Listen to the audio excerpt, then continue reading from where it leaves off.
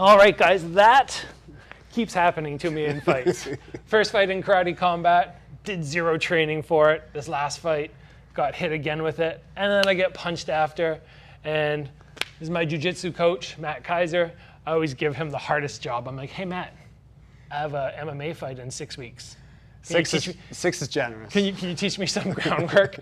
Or this last one, I'm like, hey, I want to work on standing up better. Like, I don't want to keep falling to my back and having people punch me. What are we going to do? So we come in, we drill for literally 3 classes. I think it worked pretty well this time. This time, yeah. Not perfect. Yeah. Like, if you watch the first round against Madeira, I still got taken down. I still got punched once, but I didn't stay there.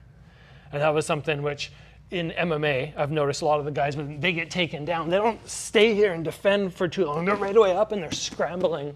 So we drilled that essentially, like, I'd just stand here and Matt would grab me. He'd kind of toss me down to the ground and then I'd be like, whoa, and I got to get back up somehow. And we just did round after round of that. That's tiring stuff. Mm-hmm. But after the fight, good guy that he is, he already sent me right away. He's like, here's a mistake that you made. We need to correct it. So the hip throw. Yeah, so not a mistake, but just something to be aware of is that when we're clinching and fighting, if I have something like a Muay Thai clinch going on, this is a pretty good position for me to launch strikes, and I don't have to worry too much about being taken down from here. Maybe him shooting in on a double leg, but that's also extremely dangerous because I'm coming up with the knees. When he starts to get an underhook on me, this is where the danger starts to come in. Once he starts to get a grip on my upper body, on my hips, he can bring that hand down to my hips, this is where I have to start to worry. And what I was trying to tell Gabriel is, anytime my opponent can get an underhook on me, right, it's my job now to start blocking up this space here in between my legs. When there's nobody guarding this space, it's really easy for Gabe to bring his hips now across here and start to take advantage of the fact that I have nothing there. So whenever my opponent gets an underhook, I always try and shove something in the center of that gap. Now if he tries to go for his hip toss, there's nothing really there for him, and I can really start to dominate that clinch as well. I can use my knee to rock his base and balance. But when that space is open, when there's nothing there in between, that's where I'm really in danger of him going for trips and going for hip tosses and all this kind of stuff. But just by stepping that knee inside, I can block up a lot of that space. So this is something that I've got to evolve on. A lot of people message me after and they're like, oh, Gabriel, I know you're going to bring something different to this fight because elbows are now allowed.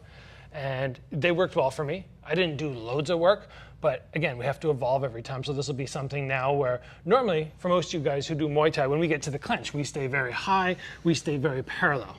I don't think about hip throws from here. But now that that's an equation, Matt's like, okay, I got to get one up the middle to make it harder. Mm-hmm. One little piece. That's essentially all I'm looking for. Yeah. And again, if I don't have an underhook, that's not something we need to worry about as much. Okay. Right? Yeah. But when they do start to build in that underhook, that's when we got to start owning that inside space. Yeah.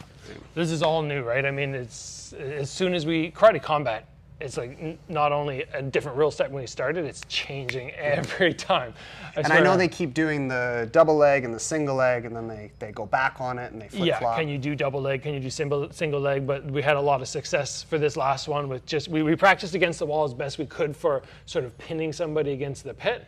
And that'll be a new element as well that maybe we won't reveal any massive details on because it's actually going to work to our advantage. That'll be something secret, but using that pit to my advantage so that I can really make life difficult for people. So I just wanted to share that little thing. I don't think that's going to detriment any of my future fights, just showing that little thing, because I'm just going to teach myself how to not get hip thrown.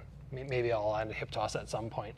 If you guys happen to be in Victoria and you're looking for great jiu-jitsu, great wrestling, Matt Kaiser, Kaiser Jiu-Jitsu. I've been here for, well, no, I wouldn't say for 3 years, off and on for 3 years. A lot of on and off. Yeah, because MMA fight and then back to kickboxing, but it's a great spot. I'm here sometimes, so you might see me around. So stop by if you're looking for great training, and thanks so much, Matt. Appreciate it. Thanks, Varga.